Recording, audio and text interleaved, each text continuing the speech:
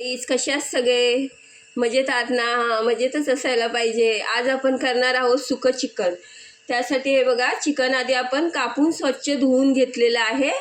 आणि आता आपण त्यासाठी मसाला पण काढलेला आहे बघा.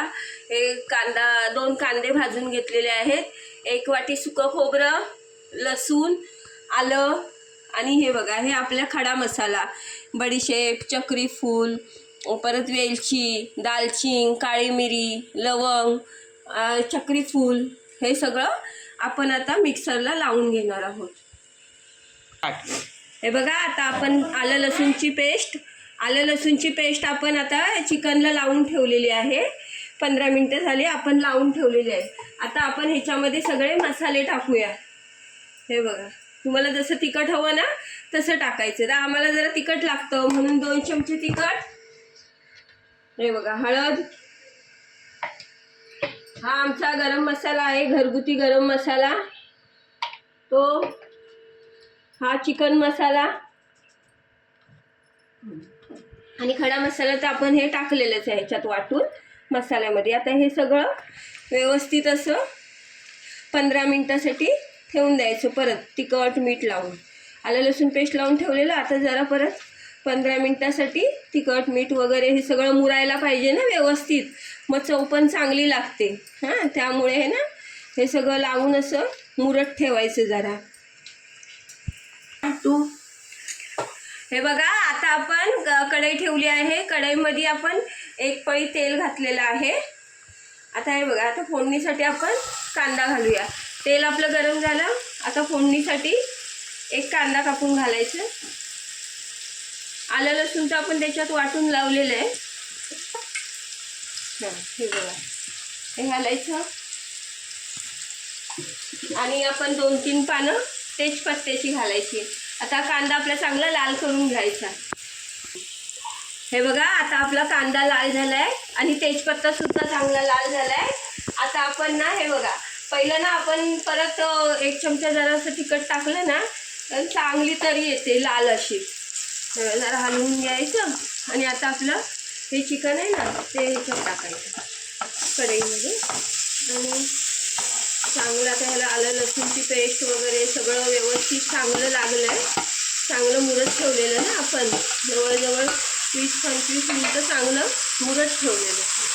आता सगळं असं आपण व्यवस्थित हे करून घ्यायचं. हे बघा, आता आपण सगळं चिकन व्यवस्थित मिक्स करून घेतलं आहे. सगळं आता लागलं आहे. आता आपण हे बघा, ह्याच्यावरती वाफवण्यासाठी पाणी ठेवायचं ताटामध्ये आणि 15-20 मिनटं चांगलं वाफवून घ्यायचं, शिजवून. हे बघा, आता आपण आहे ना वाफवायला ठेवलं होतं. ह्याच्यामध्ये पाणी नाही टाकलेलं आहे आपण, कारण ते पाणी सुटतं आपणच ना. हे सुकं चिकन आहे म्हणून पाणी अजिबात नाही टाकायचं. आता आपण ताटावरती पाणी ठेवलेलं आहे. आता आपण आहे ना हे उतरूया पाणी. आता आपल्याला मसाला वगैरे लावून घ्यायचा आहे. हे बघा कसं झालंय. हे बघा, मस्त आपलं आता हे शिजलंय व्यवस्थित. हे बघा, पाणी कसं सुटलंय तिथे चिकनला मस्तपैकी. हे बघा असं.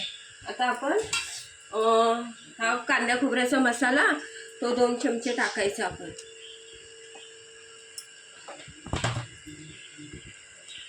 हे बघा, चांगलं हलवून घ्यायचं, सगळं लावून व्यवस्थित घ्यायचं.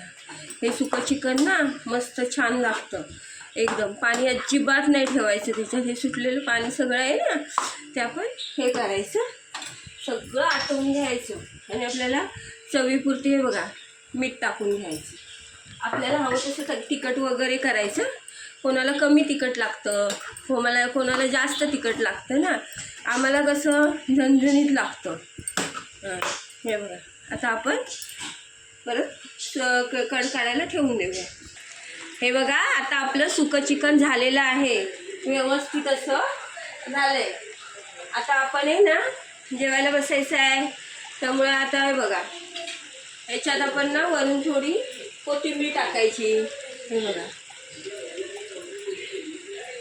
हे बघा, कोथिंबीर टाकायची. आता आपलं सुकं चिकन तयार आहे, रेडी. हे बघा आता आपलं ताट तयार आहे.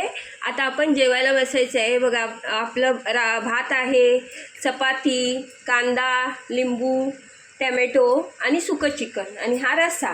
चला आता आपण जेवायला बसायचं आहे. अशी रेसिपी तुम्ही पण करा आणि खा. आणि जर माझी रेसिपी तुम्हाला आवडली तर लाईक करा, शेअर करा, कमेंट करा, सबस्क्राईब करा. Good night.